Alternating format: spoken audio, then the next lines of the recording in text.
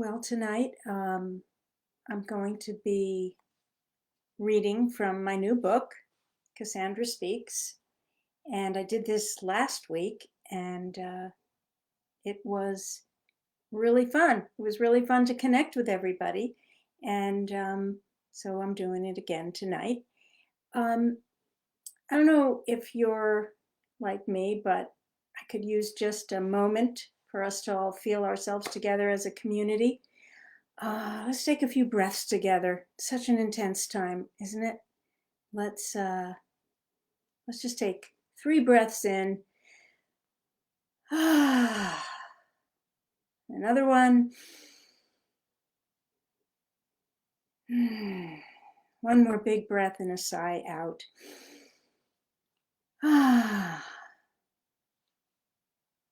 So, Cassandra Speaks is a book I've been working on for a while, and it comes out on September 15th.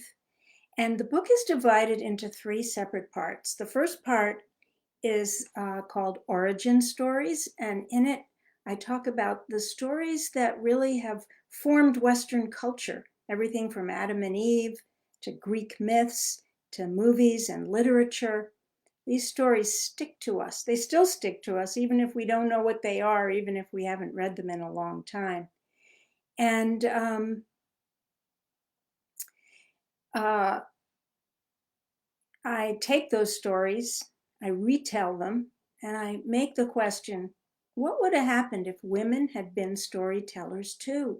Would we have had different kinds of heroes and hero journey stories? And would the morals be different? And the way women are portrayed as fickle or second in creation and first to sin, or scullery maids and hags and witches and sleeping beauties and lost princesses, would if women had told stories, what would have been different in the way we created our cultures? The second part of the book is called Power Stories, and in that part of the book, I deconstruct what it means to be a powerful person, a heroic person. And and I'm going to be reading a chapter from that part of the book tonight. And the last part of the book is called Brave New Endings, and it's when I talk about ways that we can write brave new endings to cultural stories and also to our own stories. And I offer some meditations and exercises and ways of writing our own brave new endings. So I'm going to be reading now from the part of the book called Power Stories. And this chapter is called The First Responders. So settle in. It's about an 8-minute read. And if you're in a time zone where it's evening, it's like a bedtime story, or it's just any kind of story you want. Storytellers are the meaning makers in a society, and therefore they have a weighty influence and the ability to move humanity forward. Of course, sometimes stories are told just to entertain. There is certainly a time and a place for that. But I feel a sense of loss when a book or a play or a film misses out on an opportunity to push the cultural dial, to change the narrative, to show and tell us how to do power differently. In 2017, and then again in 2020, Wonder Woman reemerged on the big screen to join the pantheon of male superheroes who've become ubiquitous in cinema. Batman, Superman, Spider-Man, the Hulk, Green Lantern, Captain America, and a slew of other heroic stock characters. I know many people who love the Wonder Woman movies, especially women who've been waiting patiently for a female superhero protagonist. I appreciate that a woman director took the most powerful female comic book hero and added her story to the genre. And I know that sometimes it's fortifying to experience a physical sense of we can do it through a work of art. Still, I felt disappointed. I went into the first film expecting a new kind of power story. Instead, I left the theater wondering, why the heck would a woman with superpowers choose to leave a tropical island paradise, pierce through the veil of time and space just to go into a war and kick ass while looking hot? Here are all the formidable superpowers Wonder Woman has: super strength, bulletproof bracelets, and a lasso of truth. She's telepathic, clairvoyant, and can astrally project herself backwards and forwards through time. She can raise people from the dead, fly at terrific speeds. She's omnilinguistic, speaking every language known to humankind.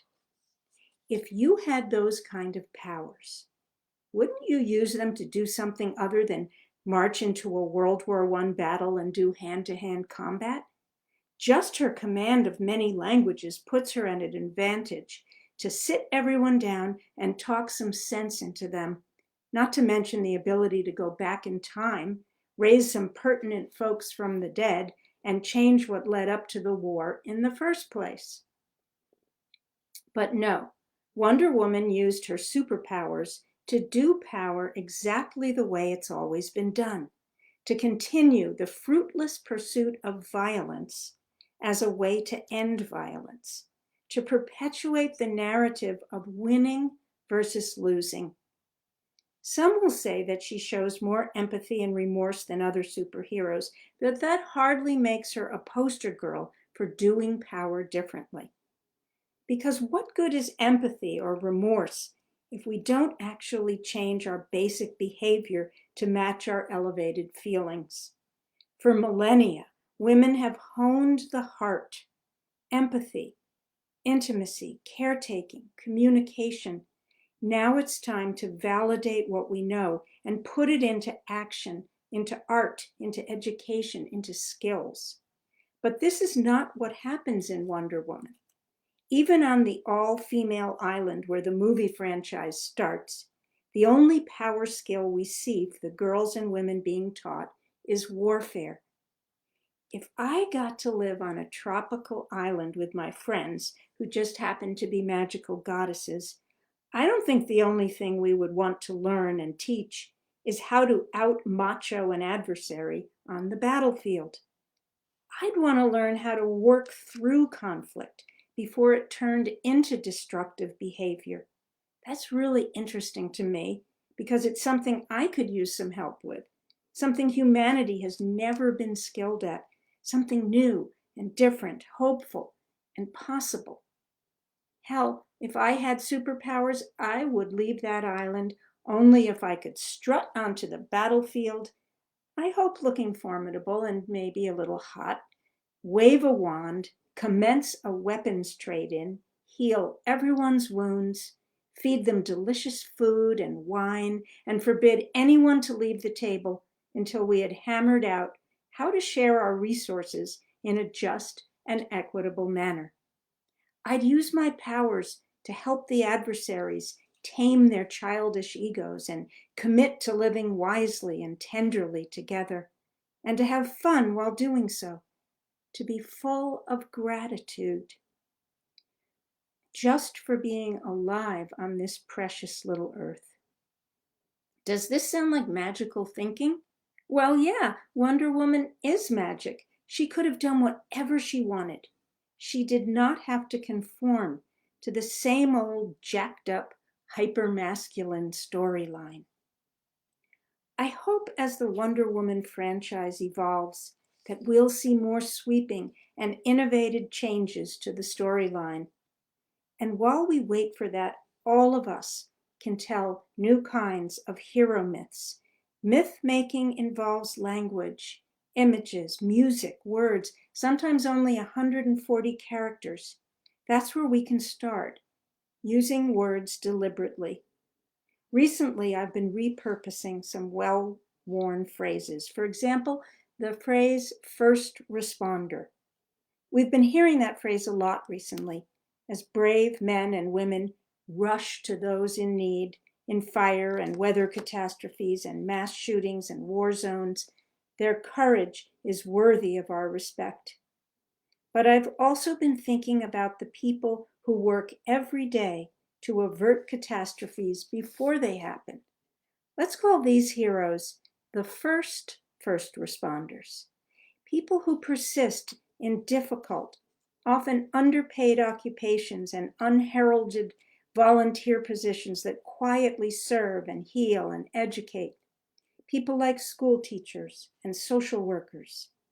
Professionals like climate scientists or epidemiologists. I know these jobs don't sound particularly brawny or brave, but what if we exalted them along with the classic first responders?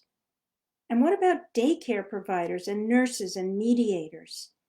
Isn't the work they do as valiant and necessary as the work of firefighters or police or soldiers? Sometimes when I introduce a friend, I'll say, "This is Linda, she's a first responder." And the other person will turn to Linda and say, "You're a firefighter?" And I'll interrupt and say, "No, she teaches 7th grade. She's trying to save lives before they need to be saved. She teaches kids emotional intelligence skills like self-awareness and empathy and impulse control. She models how to ask for help, how to take responsibility, how to admit wrongdoing, how to value yourself so you can love others." So yeah, she's a first responder, a first responder.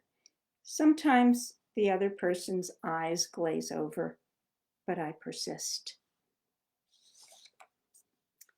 So that's the end of the story. I'm not seeing anybody's questions. I may not have signed in correctly, everybody. If you're there, I was going to take questions, but I'm not seeing any comments. So I'm just going to call it an evening. I've enjoyed reading. If you'd like to hear me read some more, the next time I'll be reading is for my first bookstore event. It's being sponsored by Omega Institute. It's a Zoom and a Facebook Live call, and you can find out about it here on my Facebook page or on my website. And I'll be in conversation with the wonderful Maria Shriver, the journalist and former First Lady from California. We'll be talking about the book. We'll be talking about our country and our world. And I hope to see you there. Good night.